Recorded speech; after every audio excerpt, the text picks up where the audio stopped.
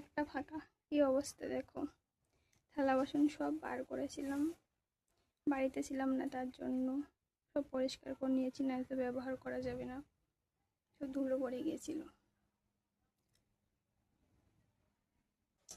সকাল থেকে বসে টাইম পাইনি একবারও। এখন বাজে 11টা 20। চলো আমার পরিচয়টা দিয়ে নিই। কেমন আছো সবাই? আশা করছি অনেক ভালো আছো। ভারতের ছোট্ট একটি গ্রাম থেকে আমি তানিয়া আরও একটি নতুন ব্লগে সবাইকে স্বাগত, অনেক অনেক ভালোবাসা। ভাতটা ফুটেও গেছে,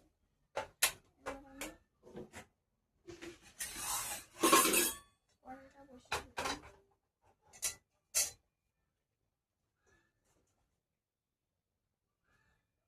রান্না করবো আর এইসব গোছাবো, রান্নাঘরটা গোছাবো, ঘরটা গোছাবো। অনেকগুলো কাপড় কেচেছি, আজকে কাপড় চোপড় কেচেছি অনেক, সামনে দিয়েছি পেছনে দিয়েছি, চলো তোমাদের দেখাই। তার আগে পটল ভাজি করবো, পটল ভাজটা বসিয়ে দিই।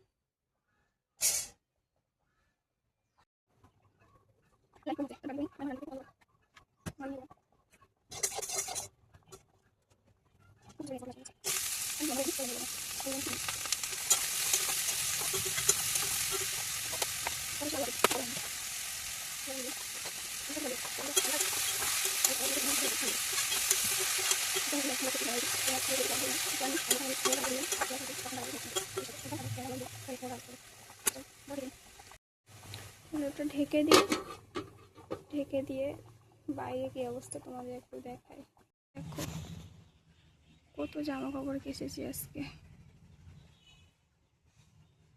এখনো সামনে আছে, এটা তো আমাদের পেছনে, এখন সামনে নাড়া আছে।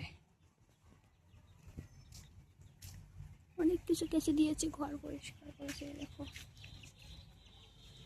মুরগিগুলো এখানে রেখেছি, নাই তো মুরগিগুলো যদি ছাড়া হয় একটাও বাঁচাতে পারবো না, সব খেয়ে নেয়।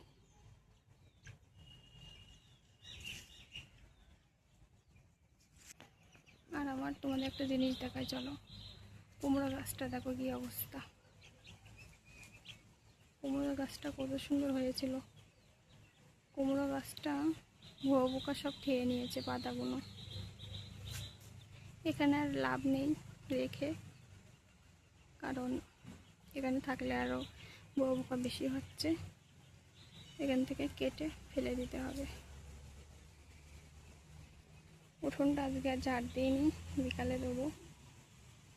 উঠোনে কাদা আছে, কি অবস্থা দেখো। বাড়িতে ছিলাম না, জামা কাপড় বুনে কেচেছি, রাতে এসে ঘর পরিষ্কার করেছিলাম।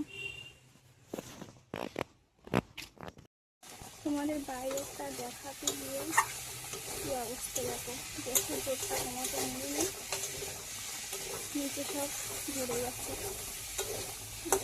কি অবস্থা।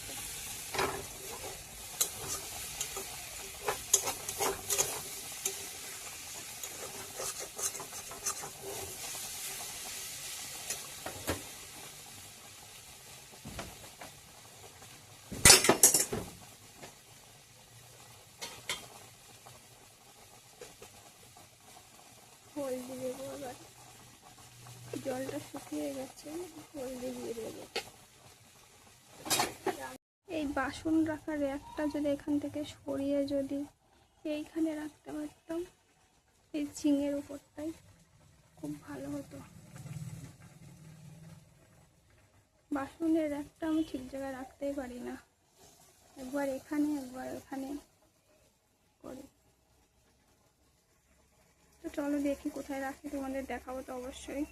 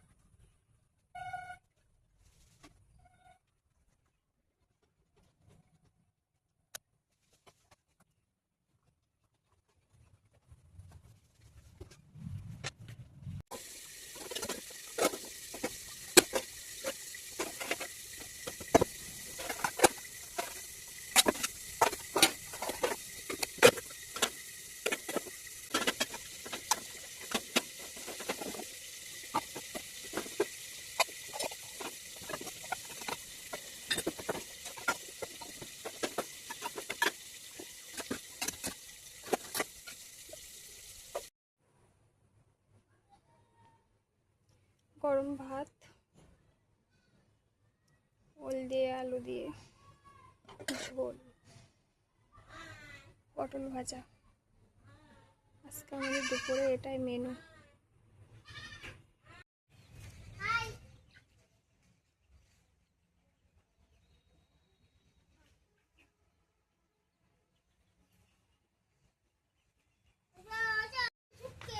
মেঘ করেছে প্রচণ্ড।